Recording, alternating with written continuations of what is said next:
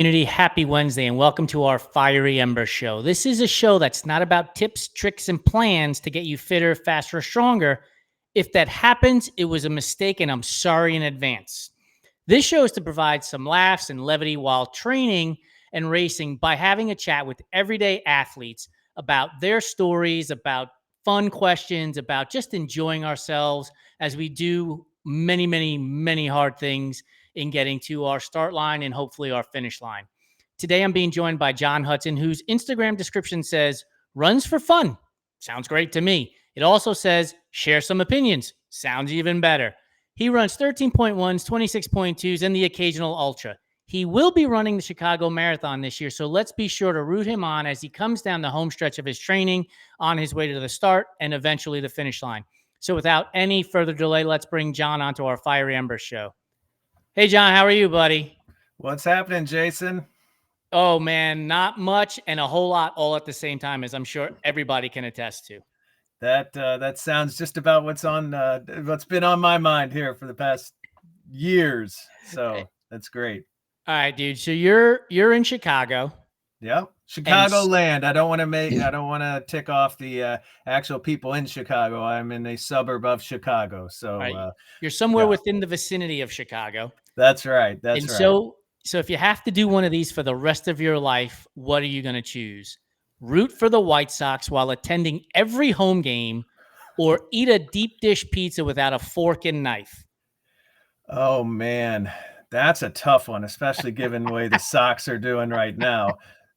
The alternative would be, though, you'd probably get a great seat because they cannot fill a stadium. And deep dish for the rest. Do I have to eat it every day or just whenever I eat deep dish? Whenever you eat it, you just can't use a fork and a knife. You just have to put your head in there like one of those blueberry pie eating contests. So when I do occasionally attack a deep dish, I'll start out with a fork, but I'll get about 2 bites in, and then when I can grab the crust, I go ahead and go after it anyway. I'll tell you what, I'm going to have to go with the deep dish. It's just the vicinity where I am to guaranteed rate and just having watched that horrid baseball 80 some times a year. Oh my goodness, dude. So I'm a Mets fan. The 1962 Mets have the record for being the worst team in baseball, and the White Sox are on their way to surpassing that, which is incredible. I was going to say, you might be losing that title here. And it's one we will happily give up, I tell you. You talk about a fall too. I don't follow baseball enough, but hey, you live here. I listen to the radio, and like 2 years ago, they were picked to be like, oh my God, they're on their way to winning the championship. Yes. And Sox fans were going nuts around here, going off on the Cubs fans, and it's like, what the hell happened? So it's there's a guy, I forget his name, but he got traded from the Dodgers to the White Sox. Could you imagine? Could you imagine? No. You're on top of the world. You got a chance at the World Series. And now you're like, what did I do? I mean, who did I piss off in this one? That's I mean, at least you're going from one fine city to another, but man, you're you get that phone call. There. You get that phone call from your agent, and you're looking around for candid camera and the pranks. Like, what the fuck happened here? Like, that can't be real. It's not April 1st, man. This is this is not cool. And that's a tough one. That is a tough one. So I went and scrolled through your Instagram account, and you have a picture of there with a box of 9 donuts from. It says joedonut.com. I have no idea what the context is. I don't care. It was a picture of 9 donuts, and I was already enamored. Do you recall the picture? I do, yeah, and I know the place very well. Frequent customer. Do you remember the 9 donuts that you had in there, and which was the first one you ate? Oh, I'd have to go look, but if I can imagine what I probably got, they have it's a Fat Elvis donut. It's probably got chocolate, bananas, bacon. I guarantee, and when we divvy it up in the house, we usually kind of cut them in 4s. Nice. So because it's like everyone gets a sampling of everything. So, but I guarantee I went after that one, and there was probably a red velvet that came in a close second from there. But yeah, that's a local donut shop, and occasionally splurge and I'll take them all. I'll take them So all. you bring up red velvet. I don't know if you saw the clip that we shared from our fireside chat interview with Adam Ruska from Goes Health. But one of the questions I ask in our fireside chat at the end, I'm going to ask of you now since you brought it up. Yeah. Is red velvet a real flavor, or is it just chocolate cake dressed up to go to the prom? As if you looked at my Instagram account a little bit more, you may see an affinity for pancakes and making pancakes. It is chocolate dressed up to go to the prom because I go and buy the red dye food coloring to add into it. So yes, that is just dressed up to go to the prom. So And everybody who's watching this who might be a pastry chef, baker, oh yeah, fanatic of red velvet, please don't send me emails. I got yes, it. I understand. same here. It's a joke. They are from scratch. My pancakes, they're not out of a box, but yes, I have to get the red food coloring for that. So yeah, I'm yeah, no hate from the pastry people. Just send us pastries. How about that? How about that? Send Yeah. us So legit red velvet. So, what's the story behind the pancakes? Like every fourth oh picture is a man. stack of pancakes, man. So I have two kids. Well, they're now borderline adults. But way back when on Sunday mornings is kind of a way for me to liven things up. I started making pancakes for the kids, and I get the ones out of the box, out of bag. You throw in some chocolate chips, and you make some kids happy. And then, back then, if it didn't happen if you didn't post it, so I'd goof around and post it. And one day somebody sent me a recipe, and they're like, "Hey," and ironically, were red velvet pancakes. They go, "You should fire these up." I go, You should have fired that person. yeah, I go, whoa, whoa, whoa, whoa! You're missing the point here. This is 2 scoops thing and a little bit of water and an egg. But then I started looking at it. I was like, well, I can follow a recipe. So I, whip these things up, and again, you post it, because if it posted, it didn't happen, and it just kind of took off a life of its own. Shoot, this was probably 10 years ago, and for a while I had it branded and had a page, and we called it, my last name's Hudson, nickname's Huddy, growing up and all that. So someone came up with the name of Huddy's Hotcakes. So it became a part of, I don't know if you call it a brand or whatever, where I would make, people would either send me recipes, or Google's the best thing. I go make some pancakes every day or every Sunday morning. It just became a kid ritual that exploded to a point that I started incorporating it into my work. So I work, again, pastry chefs lay off of us, and other people. I work in HR. I'm an HR guy. So please, save all the negative comments. But when I would go visit some of the offices, one of the ways that I kind of would break down that persona of, oh gosh, the HR guys here, I showed up to one of our offices and I whipped up some pancakes in the morning. And it became a way for me to break the ice with employees, to start talking to them about, everybody's got a story about food, and then you feed people, you make them happy before you drop some bad news on them. Nailed So it became just, a thing of, hey, when are you making pancakes? Hey, John's coming in town. Yeah, it just was, it took a life of its own, and it's about the only thing I can whip up every now and then. But yeah, it's look, food is community, and Absolutely. similar to what we have with running here, it brings people together. And it's very tough to say a bad thing when someone shoves some pumpkin spice pancakes in front of you, on a Thursday morning when you got to go to work. So do you go pumpkin spice over apple cider this time of year? I do pumpkin spice because it's easier for me, and it has real pumpkin. So all you PSL haters, yes, I put real pumpkin in it. But yeah, I for the fall, but so I usually got to wait until October before I break those out. But yeah, that's kind of my go-to for a fall time. I mean, a little cinnamon, nutmeg, you can't, and whipped cream on top. You got to throw that whipped cream on top. So let's rank breakfast desserts, shall we call them? Pancakes. Yeah, the pancake is not a break. It's cake. Yeah. Pancakes, waffles, French toast. How do you rank them? 1 through 3. Oh my 1 being the best. So if I'm going to go order, if I'm going to a restaurant, I'm going French toast. Really? It's weird. I mean, I don't know if it's because I made them a lot of, like, I'm not going to order pancakes, but I love a French toast with, a little cinnamon on it and just powdered sugar smothered in syrup. And then I go pancakes and then waffle. I'm nothing against a waffle. I just, I like a French toast. It's, yeah. So when we start Huddy's house, on the menu is going to be Huddy's hotcakes, Yep. Huddy's challah French toast. Yes. Yes, right. I learned that. You got to use the challah bread. It's, I mean, it just sticks. It's, and I don't have an alliteration for waffles, but that's why you hired me as the marketing team, and I'll take like 6 years to develop it and charge you $1 million.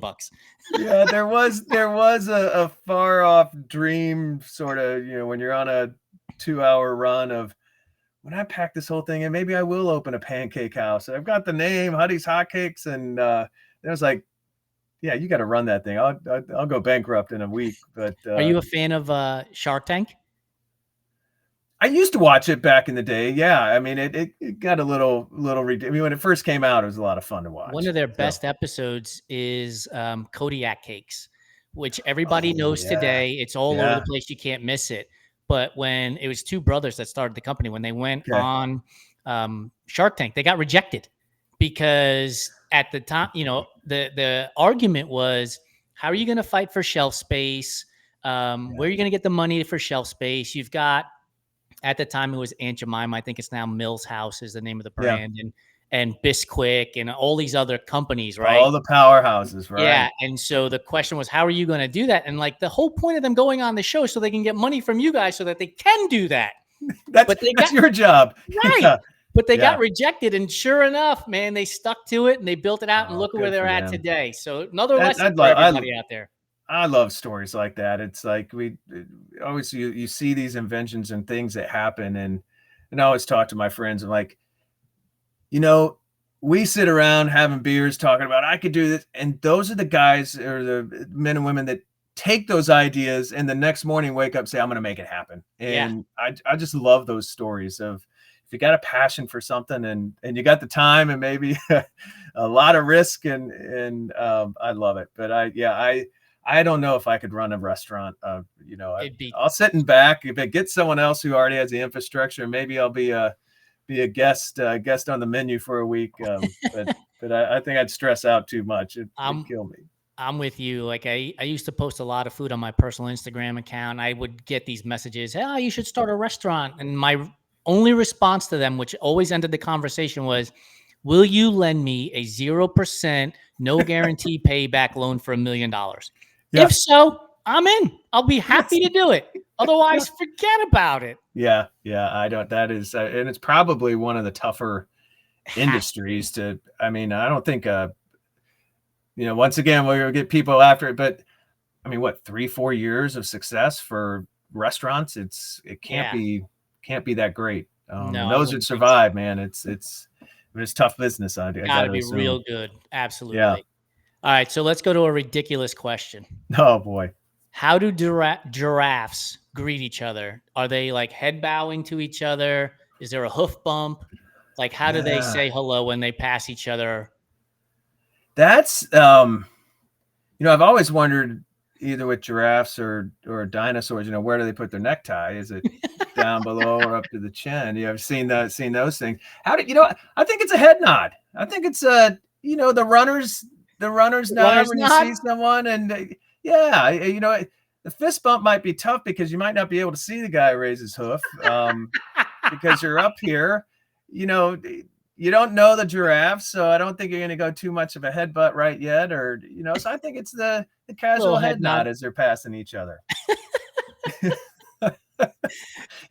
Now I'm going to go to a zoo and I'm going to observe some giraffes. Yeah. How fast do you think a warthog can run, and do you think you could beat it in a race? The second part, no. How fast? I don't know. I watching The Lion King several times. Was it Pumbaa or Timon? Pumbaa was when he got pissed off and got some speed. I don't. If he's hungry, I don't think I'm beating him. So yeah, I can't beat one in a race. I'm built for distance, not for speed. So I am dead meat when Pumbaa's coming after me here. The warthog can run as fast as 30 miles an hour. Yeah. Ooh. So I did this thing yesterday where today I Google searched, So what's a human run? What's Noah Lyles run? I don't know what Noah Lyles does, what he runs it in, but I said, what's a comparable animal to a human, so that it could be a little harder question to answer. Yeah. And it said there is no animal on the planet that is comparable to the human, but the warthog is the closest. And I was like, oh, cool. And it said the warthog runs 30 miles an hour, and they were comparing it to Usain Bolt, who runs 27 miles an hour. And I'm like, oh my gosh, so does the warthog have the claim to fame for the slowest animal in the jungle at clocking in at 30 miles an hour? Just ahead of the human. Yeah, exactly. Yeah, so all the other animals are like, hey, we just got to beat the warthog if the lion's coming after us, right? And it's no wonder why cavemen were eating berries and nuts off and twigs off of trees. Like, or didn't survive that long. Yeah, exactly. Holy smokes. How the hell are you going to catch these things? So Bolt, and that's just 200 meters. Yeah. 100 to 200 meters. Yeah. 26 miles an hour. Okay. Although that would be pretty crazy. You think in your neighborhood, you posted 20, 25 miles an hour to see Usain Bolt keeping up with your car. Yeah. Well, how like on the side of the road, the speed signals are like your speed is. And like when I'm riding my bike, if I could get that thing to hit 20 on my bike, I'm fist pumping, right? Now, could you imagine? You're driving your car and Usain Bolt runs past you and it's like 27 miles an hour. With that smile, with that look at you. That would be fantastic. Yeah. I don't want to try, so I'm not even putting this out there, but I wouldn't even venture to guess how fast, quote unquote, I can run. I mean, I guess you could look at it from, hey, I run, 6 miles in an hour. You can figure it. Right. No, but if you said, all right, 20 meters, 20 yards, I'm not going any further. I don't think I could tip. No, it wouldn't even register on the speed scale on the street. It just wouldn't. It'd just say too slow. Instead of slow down, it'd be like, pick up the pace.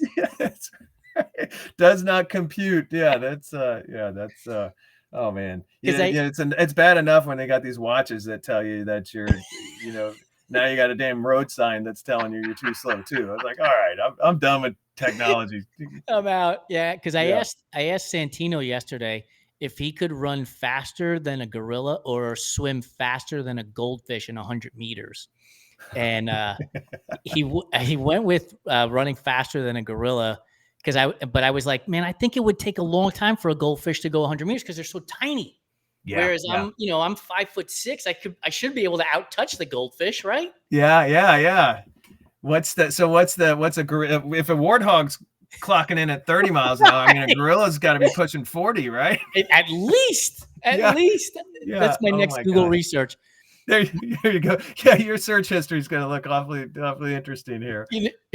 In comparison to my wife, who's getting her PhD, like her research and Google and all that stuff is so scholarly, and mine's like, what animal runs just as fast as a human?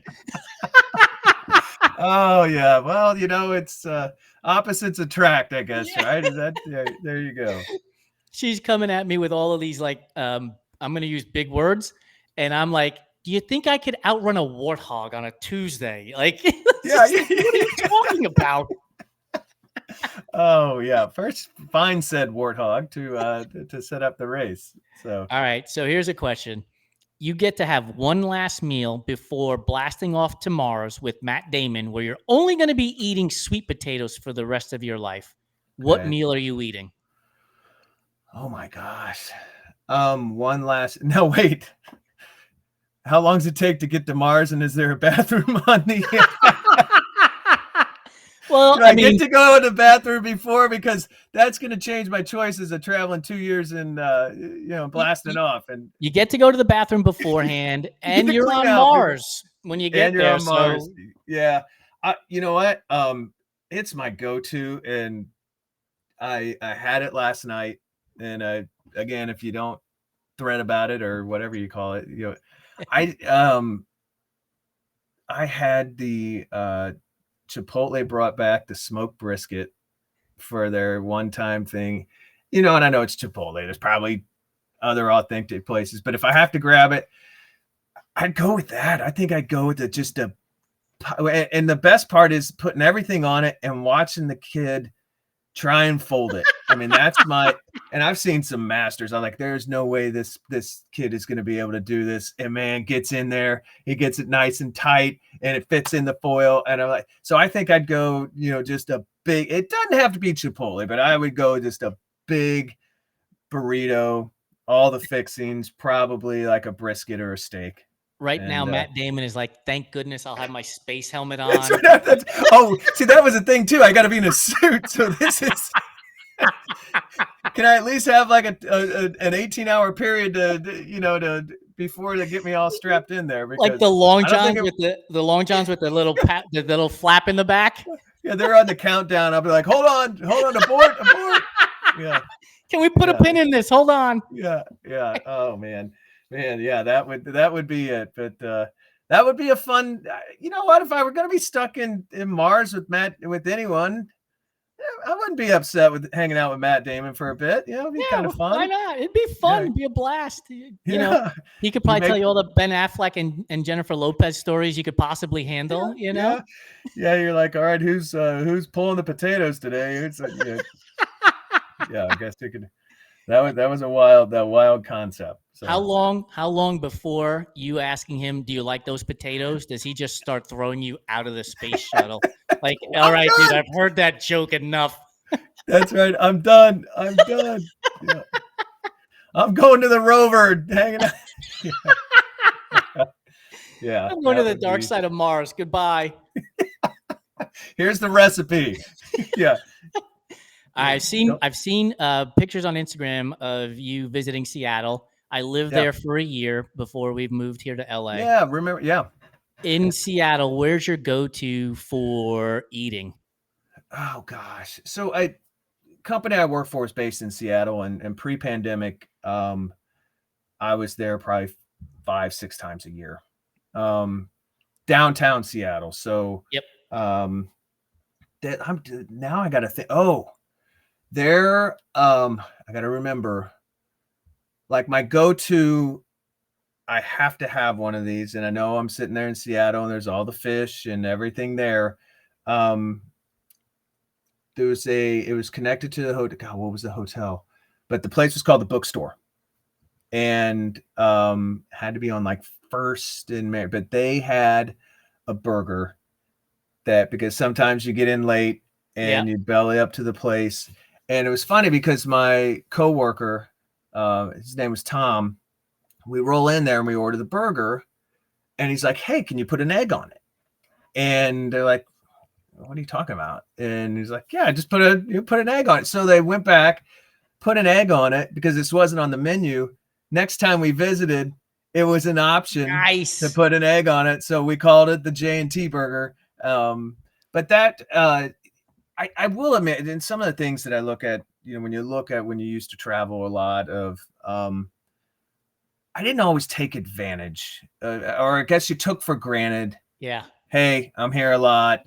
Screw it. I'm just going to go to the go-to place instead of really venturing out and hitting some really, really unique places. And I started doing that a little bit of like, hey, I'm, in St. Louis, or I'm in Detroit. Where do we go? Where's, take me to a place to go. But I mean, it's been a few years since I've been, and I know, sorry, Seattle people, I know I missed everything there. I'll take recommendations next time I'm there. But that was always one that was my comfort food. Because I stayed in the hotel right across from it, and it was easy to get to as well. But it was a great burger. So. My favorite place is Bambino's. It's on 4th and Cedar, which is a block away from our apartment. So every Friday, just about, I would go to Yelp. I'd put my order in for pickup. I'd walk the 1 block and get it. And it was white pizza with Calabrian peppers, mushrooms, ricotta, mozzarella, and garlic and salt. And that was it. And it is so damn good because it's a wood-fired oven. And get this. So on the walls, they have all these pictures of New York. So I'm a New Yorker, so I'm all in on it, right? Yeah. So I asked the people behind the counter, I'm like, hey, are you guys from New York? Is the owner from New York? And they're like, we have no idea. We just work here. Like there's no stories whatsoever. But I was like, I don't care. Take my money. And it Yeah. got to the point, dude. I was there so often. At the start, I would have to tell them my order, and they'd go find it. And Yeah. by the end, as soon as I walk in, they would just hand me the box because they knew it was me, and I'd walk right out. It was so awesome. The Jason special, right? That's it, man. There's this New York guy, Yeah. But Comes in with his accent, asks us all kinds of questions about New York. We're from Seattle. The owner's actually from Nebraska. He's got no ties to New York. He's like, hey, let's say, we'll bring it here. So yeah. Real quick, I see Josh Adelphia is on the show right now. Josh, thank you so much for sharing your story in our latest digital magazine. Really appreciate it. For those of you who have not gotten our latest issue, just head to our website, subscribe to our newsletter. It'll be in your inbox before you blink. All right, John. So we only have a few more minutes left before we wrap this up. Let me ask you this. You could visit anywhere in the world, but you don't get a change of clothes and you have to stay there for 2 weeks without showering. Where are you going? What are you doing? What are you seeing? Oh God. Now you could pick any time of the year you want. I'm on a run streak. So does this mean I have to put in a run, or do I just say screw it? If you want to keep that streak going, you do. Yeah. So then, okay. So I can't change. So it's where I'm going first. God, that's what I'll narrow it down. I will not go somewhere super hot because I run hot. Yeah. If I'm going 2 weeks, you think Matt Damon's in trouble. You think Matt Damon's in trouble after, so. Now I didn't say you couldn't buy deodorant. So there's always that option. Yeah. But, man, it would have to be not a humid climate, no disrespect to the tropics or anything there, but it would be bad. It would. I couldn't do that. So I'm thinking some European country. Yeah. Boy, there's so many I haven't been either. But yeah, where am I going? All right. I used to do the iFit. I had a treadmill. I have a treadmill, and iFit would have it, and you would do all of those runs. And like the Swiss Alps, there were a couple of runs. And why am I escaping me? Because he's a legend. But he would do all these runs in the Swiss Alps, and I just remember all the little towns and areas that he would go in and out. I was like, okay, it's cool there because he's wearing a jacket, so the sweat factor and the odor factor is going to be a little bit. But just the mountains, the clear water, these little towns, it was like, oh my God, that looks like just roll up to get a cup of coffee and whatever. So I would go probably somewhere in that, Alps regions or mountain towns. I kid you not, dude. That's exactly the place I would go. Because I could go run in the mountains for forever. There's probably snow on the mountain, so I could use it to like wash myself off a little bit. Yes, yes. You didn't say what were the rules of. I just said you had to have the same clothes for 2 weeks, and where are you going and what are you doing? That's it. Yeah. And so go to one of those mountain towns. There's snow. Use that as water or whatever else.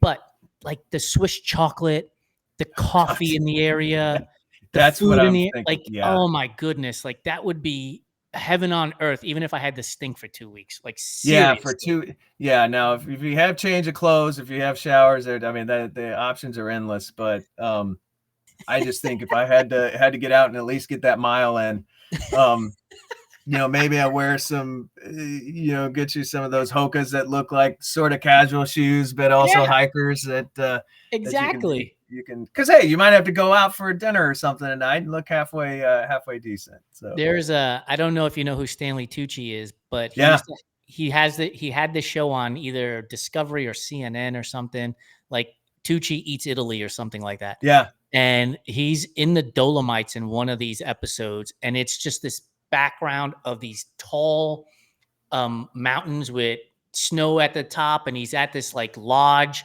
and he's sipping espresso, and he's eating pastry, and he's nibbling on chocolate. And I just thought to myself, that is utopia. Oh my gosh. It couldn't get any better than that. It really just couldn't. Yeah, I'd be all over that. So right. So, Yeah. No, just find the right kind of clothes. It's got to be That's it. some breathable wicking, but also a little bit of warmth, a little stylish. But yeah. Maybe some of the shirts you rock, the plaid running shirts, though. That's I know it, it's the man. rabbit. Yeah, I don't want to do a shameless plug here, but yeah, I've got those are like those. 7 or 8 of those. They'd be perfect for that. Yeah, that's perfect. Hey, dude, thank you so much for joining us. Good luck to you throughout the rest Thank of this you. process on your way to Chicago, and have a blast out there. Thanks for joining me. Yeah, this has been great. Thanks, Jason. You got it. I'll see you, brother. All right, we'll see you.